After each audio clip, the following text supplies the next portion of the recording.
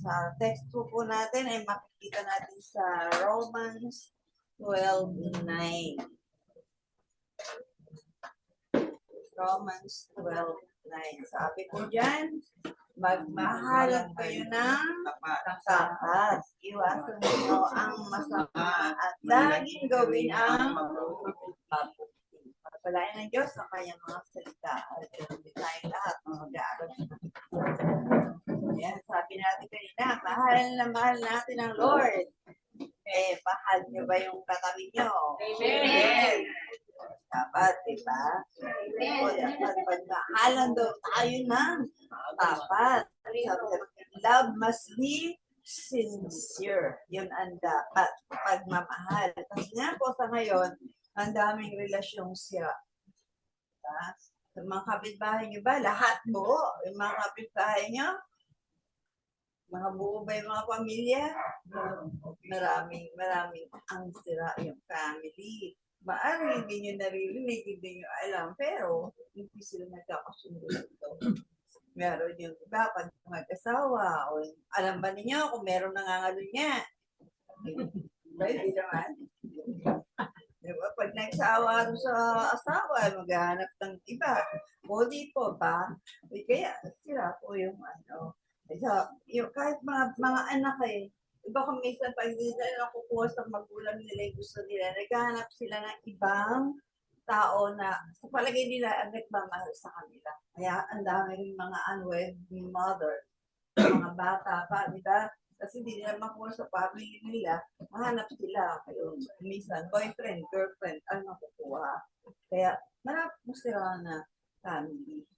Ganun din mo sa church. Darong na church ba? Lahat, nagmamahalan. Walang sumagot.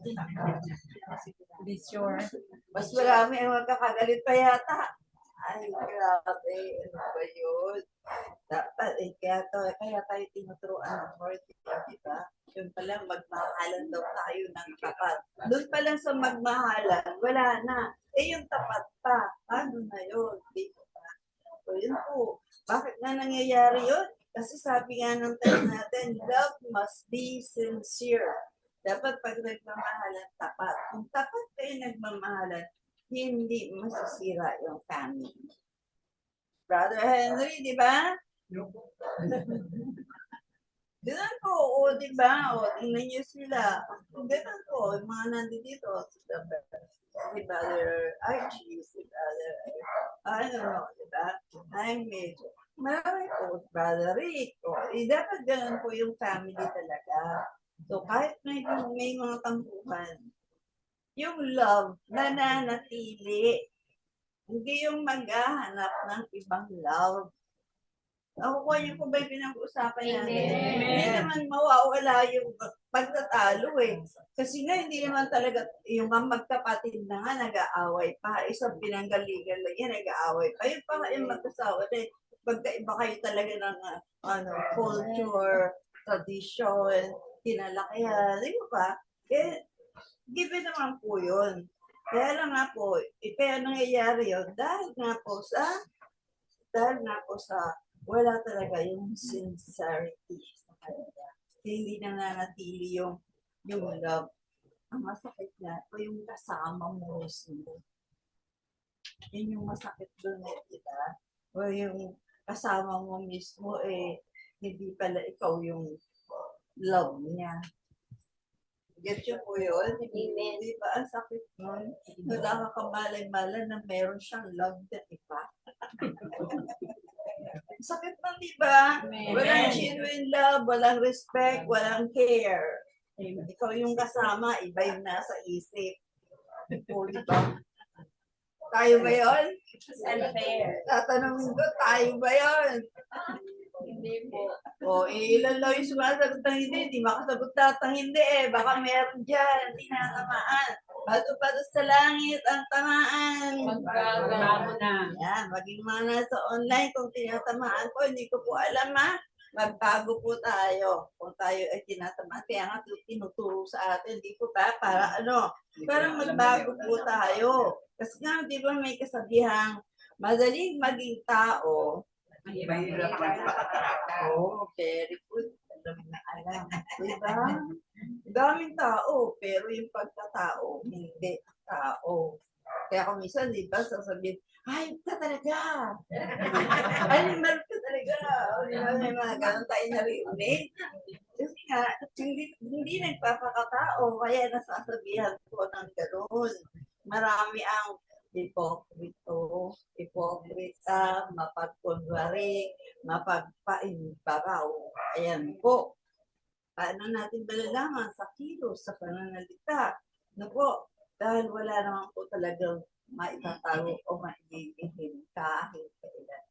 Darating ang takdang panahon, mabubunyag at mabubunyag ano man ang ginagawa natin. Ano po, hindi kahit sikreto mo yan, darating ang panahon, ibubunyag ng Lord. So bilang mga Kristiyano, nasabi sa text natin, iwasan ninyo ang masama at laging gawin ang mabuti. So, kung minsan, ang alam lang natin ng masama, magnakaw, pumantay, diba? Ano pa, yun yung alam natin mga masama, sabi nga, ano tawag doon? Ano sin yun? Mortal sin. Alam sa Barbie ko na. Yung mga venial sin, yung konti-konti lang. Pero, malaki at maliit sin pa rin yun. Wala akong mga kulay-kulay yan. So, yun po daw. Paano natin maiiwasan maging totoo tayo sa salita, sa action natin, sa pakikisama natin sa kapwa natin. Kasi nga po, every relationship, sincerity is very important. Mahalaga po na sincere po tayo sa pakikipagrelasyon po natin. At yun po yung lesson number 6. Ang kapalitan ng hypocrisy ay sincerity. Ang title natin ay pakibasa. Magpakatotoo ka, kapatid. Sabihin ito mga kapatid niya talaga, magpakatotoo tayo, pare-pareho tayo. So bakit daw po tayo dapat maging sincere? Why do we need to be sincere? Because, basahin po natin, Sincerity will direct us to treat others the way we want to be treated. diba? Kung tapat ka, masarap may magiging tapat sa loob. Kung ano yung gusto mong treatment, dapat gano'n. At kasi-sincere tayo, may matatanggap tayong gano'n. Hindi man lahat, di ba? Pero may mananatili pagtapat tayo. Amen po ba? Di ba? Kaya nga nagkakaroon tayo ng BFF. Di ba? Dahil yung sincerity po natin. Bakit nananatili yung family na intact? May sincerity, may katapatan ang bawat isa. Nga po sa Lucas 6:31, wala si Sister Ruby, pagkakasin nila po. Binagyo sila. Lucas 6, yung sa inyong kapwa, ang nais ninyong gawin nila sa inyo. Diba? Kung yung gusto mong mabait sa'yo, simulan mo sa sarili mo ang maging mabait sa iyo. Yun yung golden rule na alam natin, di ba? Nasa Bible po. Kaya dapat, pag tayo po ay nabubuhay, marunong tayo mag-treat ng mabuti sa ating kapwa kung gusto natin gawin nila yun sa atin. Yun nga, lagi sinasabi natin, no, wala ka respeto yan. Eh, dapat ka ba respeto? Dapat, kung may magpakita ng respeto, hindi sa church yun, suplada yun, hindi man nagbabati yan eh. Kung babati ka na, yun ang tanong. Yan ang gusto mo, lagi iuunahan ka. Dapat mauna ka mambati. Lalo na kung may mga ginagawa yung mga tao, di ba ba, yung mga usher, for example, meron ginagawa. Kahit ba sila yung dapat na mag-greet, lahat tayo, responsibility po natin yun. Gusto po natin na ma-ituloy tayo na maganda, tayo po, simulan po natin para ikaw tayo maganda ng kapwa po natin. Amen po ba? So, ano yung resulta pagka po tayo ay sincere? Natapos na tayo, nagpa-result pa tayo. Ano yung magiging resulta pag sincere tayo? Result. We will receive a reward from God. Ito niyo yun. Amen. Kaya nag-isa na natin sa reward eh. Para saan ako magka-reward? Ulit ko ba? Yun yung nandun po yun. Kasi hindi lamang yung tao, yung respeto sa atin, o mag-treat na maganda sa atin, kung tayo po ay marunong mag-treat na maganda sa kapwa po natin. Kundi, ang Lord mismo ay may reward, ay bigay. O, bakit po? Sabi ko nga, maaaring natatago po natin yung iba natin kaipokretohan, yung hindi natin katapatan, pero sa Lord, hindi natin katapatan. Bakit? Saan siya nakatingin? Yan po yun. Alam niya yung faithful and sincere heart, kaya wala tayong maiitim sa kanya. Patulad ng ginawa ni David kay Harry Saul. Basahin natin sa 1 Samuel 26, 23 to 24. 1 Samuel 26, 23, 24, verse 23, ang taong tapat ay matuwid na ginagampala at Yahweh.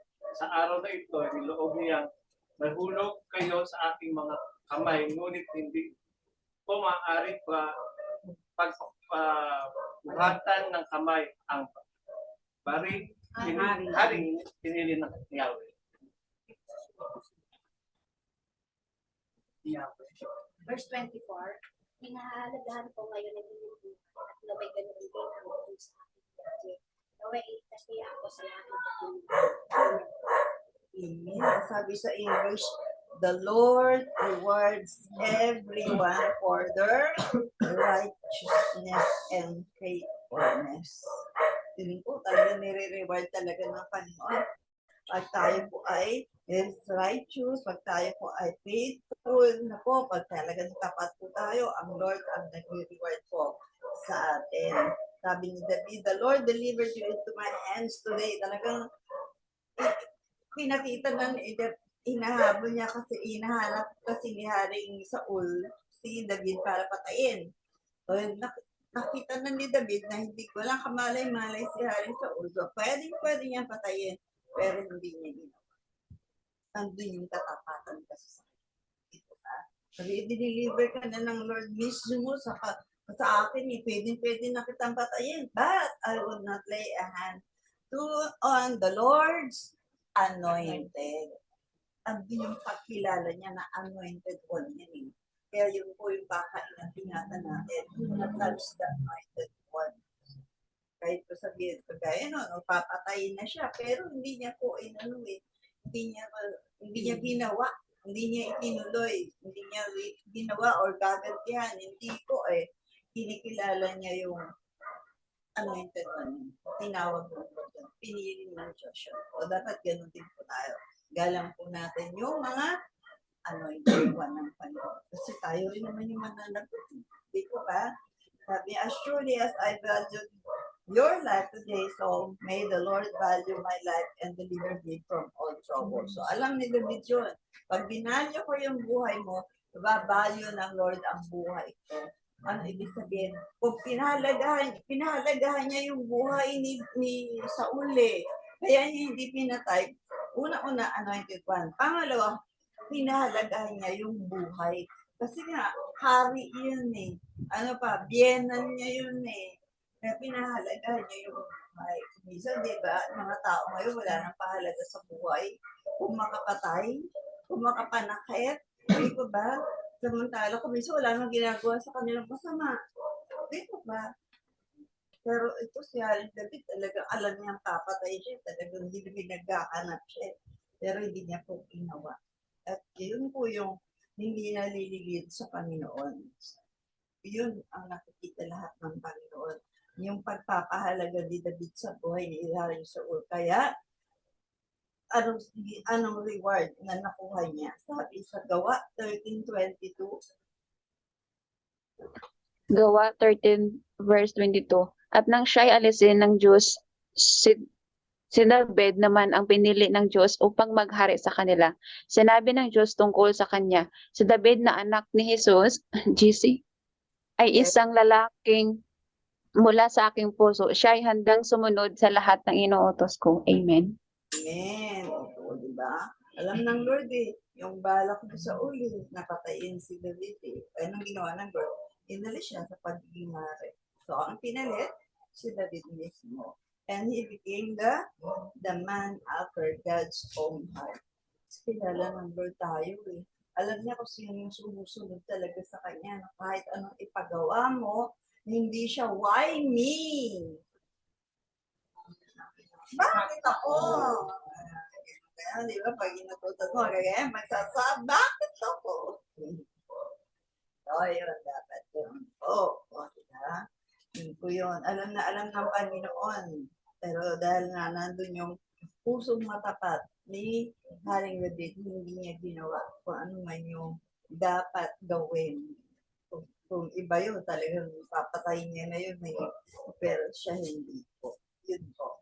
So, gusto ba natin magkaroon ng pusong katulad ni David? Talagang gusto ng Lord yung puso niya kasi alam ng Lord na ito, pusunod sa akin. So, nalaman natin na may reward, dito ba? Na may reward ang Panginoon. Kaya alamin natin kung paano mamuhay ng may katapatan. Gusto niyo bang malaman? Amen. O how to live in sincerity. Paano tayo mamuhay ng may katapatan? Number 1. Know how to value our words and honor them. Wag po tayong taklesa. Wag tayo yung pabigla-biglang magsalita. Di po ba? Yun po, iwasan po natin. Dapat marunong tayong mag-value. Pahalagahan natin yung bawat lumalabas po sa bibig po natin. Yun po yung ingatan po natin. Po. Dahil pag tayo po ay nakapagsalita ng hindi maganda, makakasakit po. Ayun po ba? Kahit sasabihin na, isa sasabihin, joke lang naman Wala pong joke. Pag lumabas na sa bibig po natin, galing sa puso po natin. Tingnan po. Isa sinasabi lang natin, joke lang, pero hindi naman. Ayun nga, yung pinag-aralan natin ng isang linggo, hipokrito. Hipokrita. Nangyari joke, pero hindi. Diba? So, ganun po. Dapat po, be sure na yung sinasabi po natin ay kaya natin tayuan. Hindi yung pagka nasukol ka na, ay, hindi ko sinabi yun. Wala naman ako sinabing ganyan O, di ba? Yung mga ganyan-ganyan, dapat tapat ka. Pag lumabas sa bibig mo, dapat nasa isip mo yun. Para hindi mo, nakalimutan ko, hindi ko alam. Meron ba ako sinabing ganun? Pero lang si sister mo. Mayat understood na this time mayat na mangyayari sa kanya yun. Pero yung hindi yung point natin. Hindi ko babasahin muna natin. Matthew 12:34, 36. Matthew 12, verse 34. Sapagkat kung ano at laman ng puso sa tao, ito ang lumalabas na.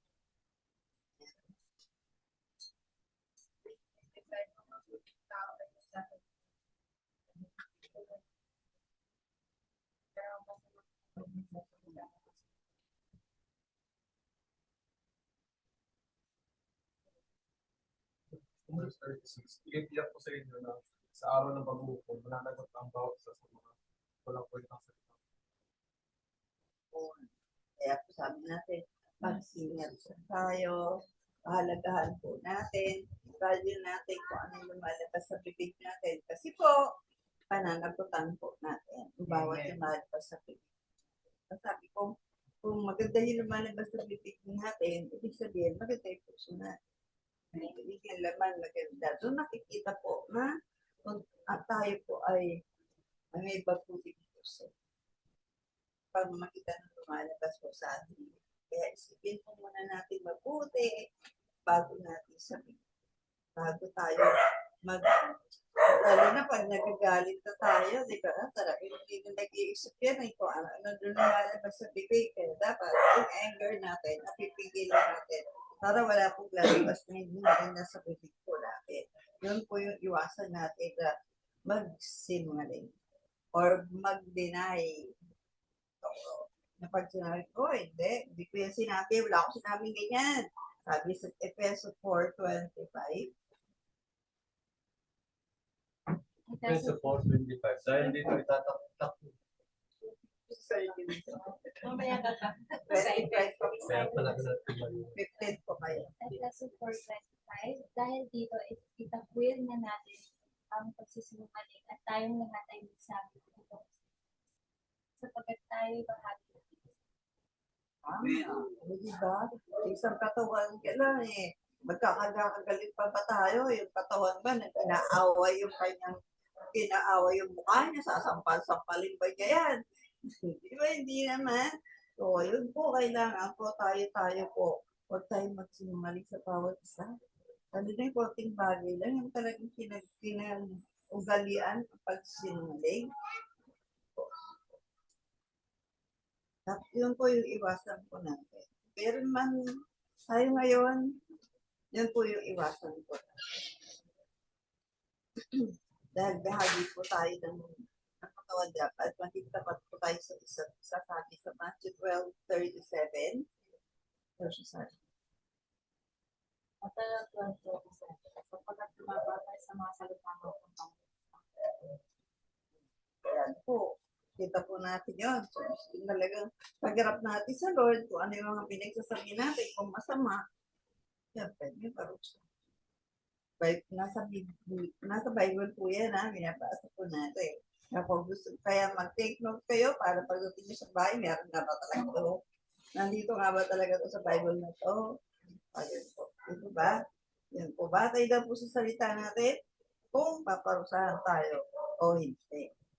Kung sincere tayo, makakarap tayo kahit kanino ng tapat din at lalo higit sa Diyos.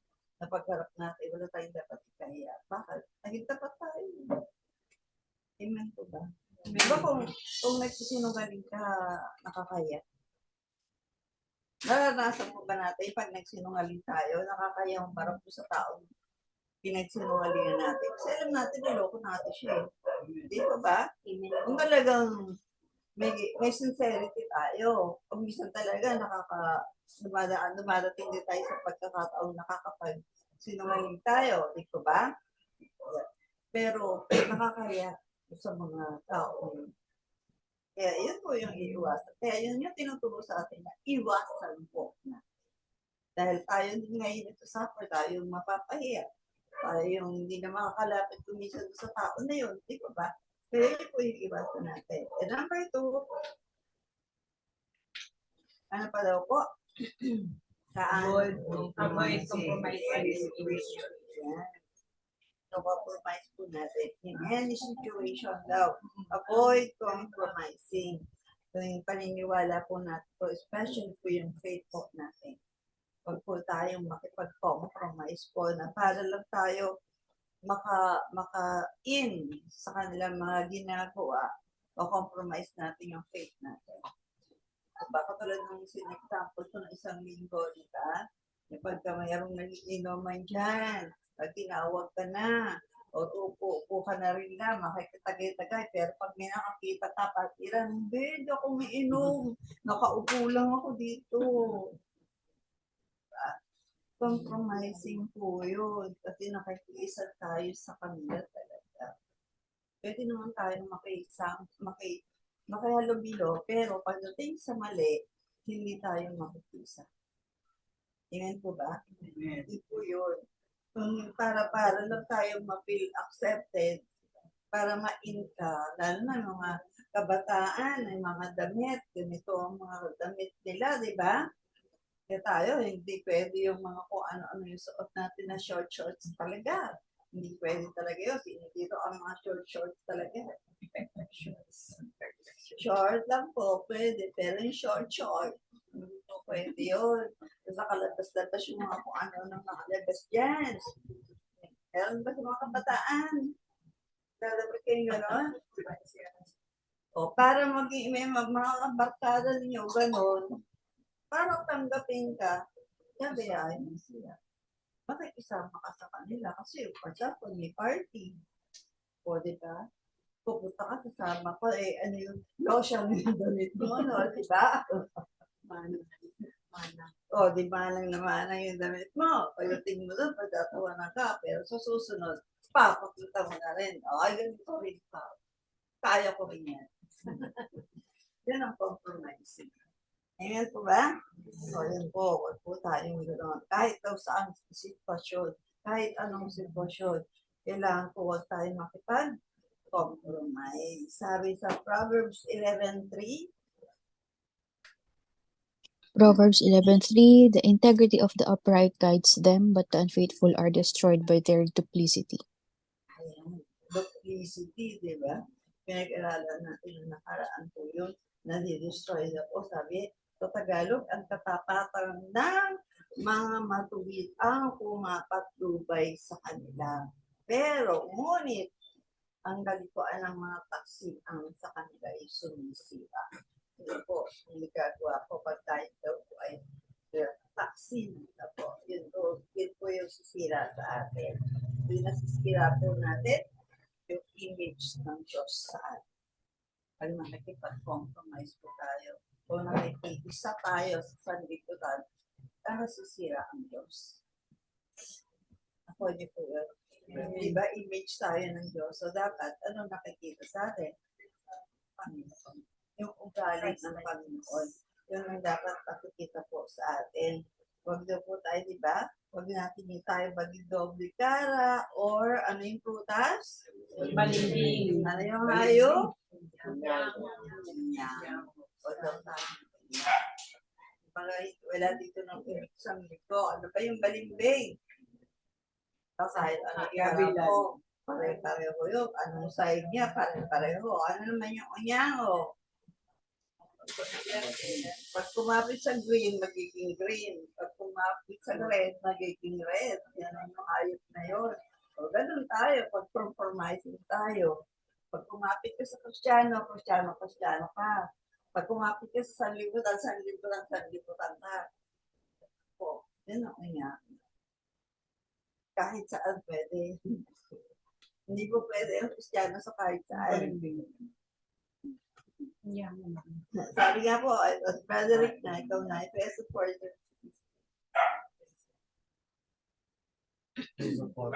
Sanit sa pamamagitan ng pagsasalita ng katotohanan at di walang pag-ibig, tayo dapat paglilubos sa katulad ni Kristo, siyang ulo nating lahat. Yun, kaya nga po dapat, diba, yung Christ likeness, yun po yung dapat nasa atin. Ano daw tayo magsalita? Yung may katotohanan, may sa diwa ng pag-ibig. Laging nagsamang pag-ibig. Kaya pag nagsasalita ka may pag-ibig, wala mo sa malalabas sa bibig ko na. Ngayon po, yan po yun. Para kailangan daw natin maging lubos na katulad ni Kristo na siya. And number 3, at last, sabi po, ano daw? Treat people with respect and honesty. Kaya, dami na magagaling sa akin. Diba? Treat mo yung sa tao with respect and honesty. Kung natin understand yung mga nakakasama natin, na kung alam natin na alam o kulang ang kalam niya, o may katansanan niya, matanda o bata, dapat pinagalang po natin. Amen po. Na-perfecto ba tayo? Hindi naman. Hindi ko ba? Siyempre, ayaw naman natin na mayroon pa tayo, ina-underestimate tayo, sa kapwa po natin. Kaya dapat tayo mismo, manggaling sa atin, even the unbeliever, dapat may respeto pa rin tayo sa atin. Amen po ba? Maging honest pa rin, para makita nga nila, iba ang Kristiyano. Amen? Yun po dapat makita eh. Unang Pedro 2:17. Unang Pedro 2:17. Galing niyo ang lahat ng tao at mahalin ng mga kapatid ni kay Kristo. Mamuhay kayo ng may takot sa Diyos at may paggalang sa emperador. Amen. Ano ba yung ibig sabihin ng emperador yan? Yung mataas. Hindi. Emperador ba yun? Hindi yung whiskey yan, ha?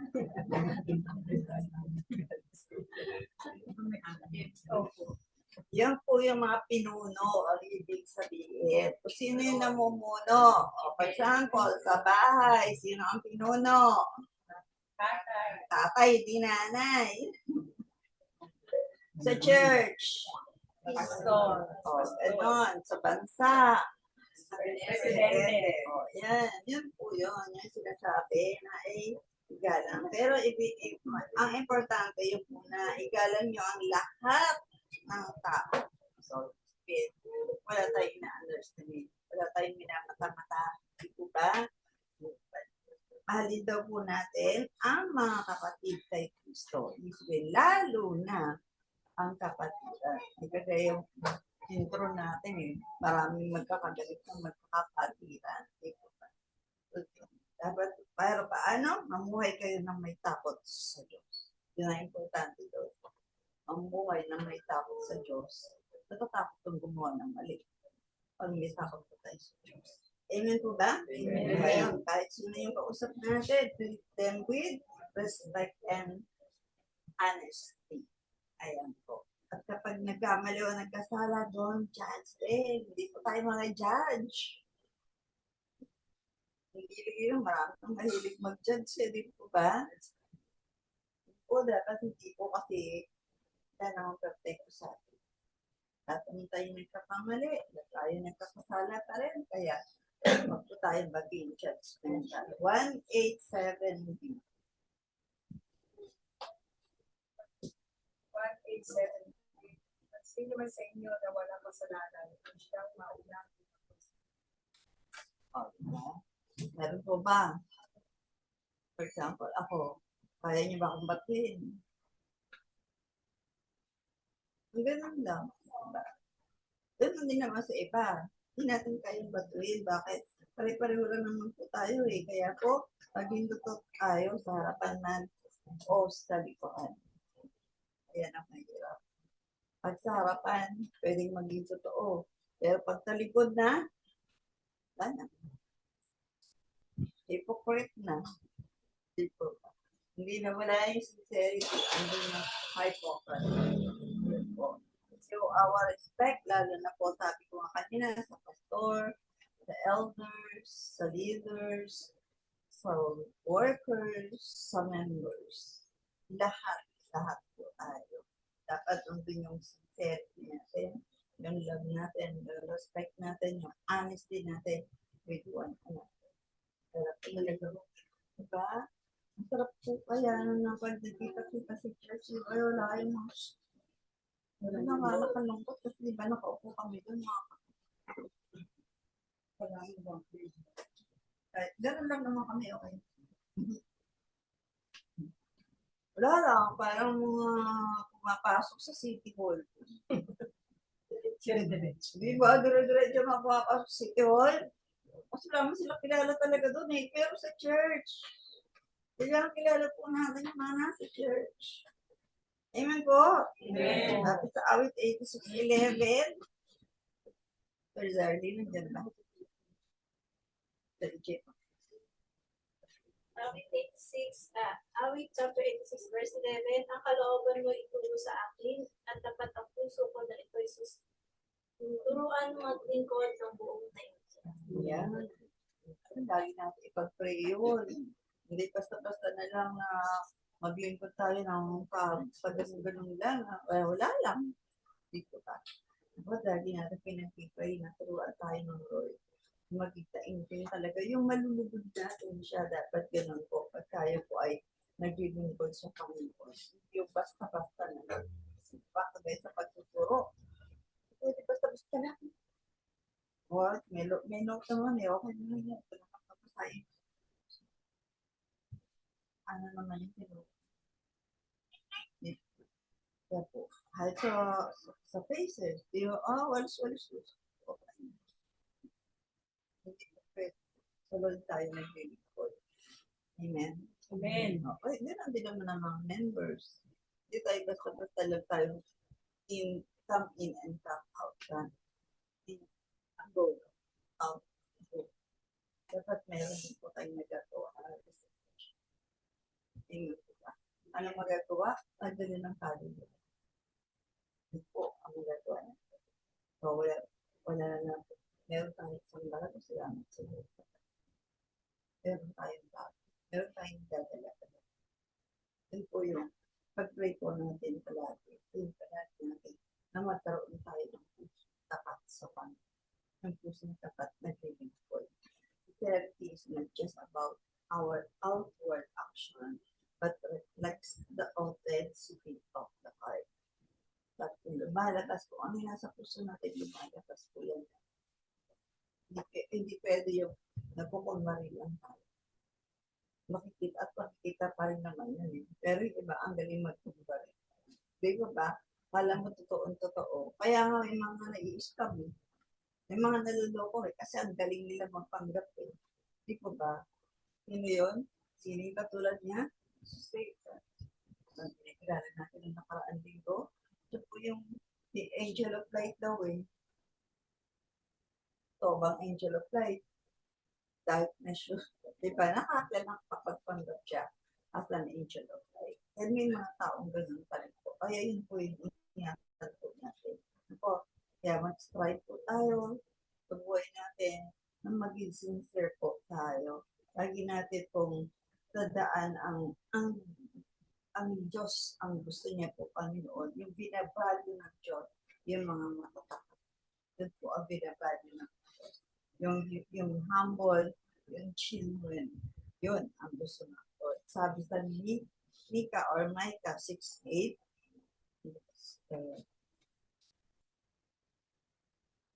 Micah 6:8, ituro na niya sa iyo kung ano ang mabuti. Ito ang nais ni Yahweh. Maging makatarungan ka sa lahat ng bagay, patuloy mong mahalin ang iyong kapwa, at buong pagpakumbabang sumunod ka sa iyong Diyos. Amen. Ito, napakaganda po ng verse na yan. Ano yun po natin yan?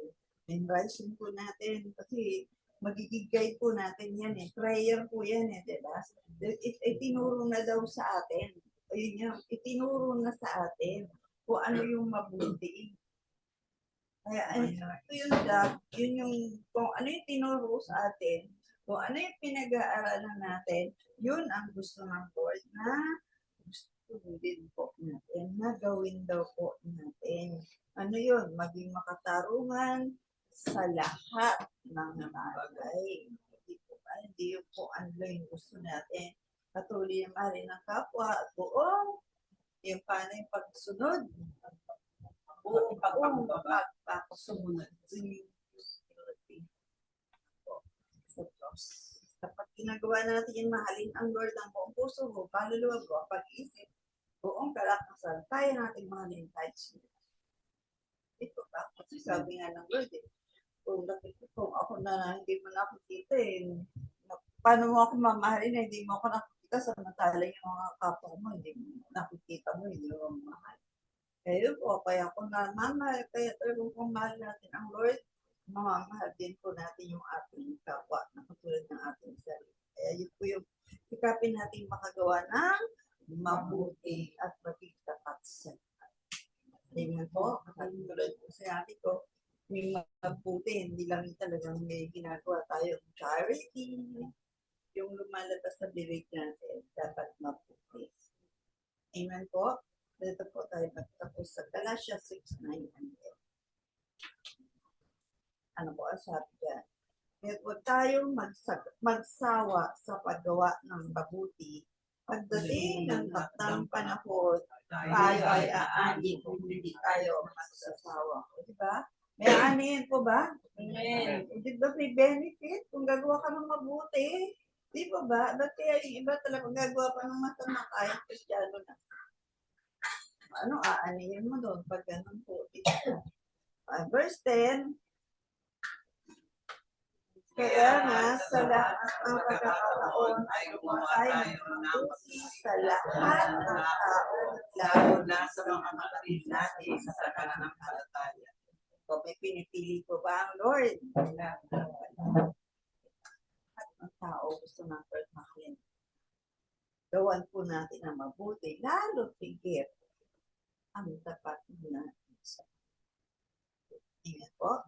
So yun po, tandaan po natin na ano tayo na kung hindi tayo magsasawa sa paggawa ng may sincerity po. Gusto niyo po ba umani? Amen. Sita na po tayo maging tapat sa isa't isa. Amen po ba? Amen. Yes po. Nawa, pinagtala tayo ng Panginoon. Nakuha niyo po ba yung mensahe ng Lord? Amen. Naramdaman niyo po ba talaga na nangungusap ang Lord? Amen. Dapat ganun. Pumapasok sa puso natin talaga yung pinag-aaralan po natin.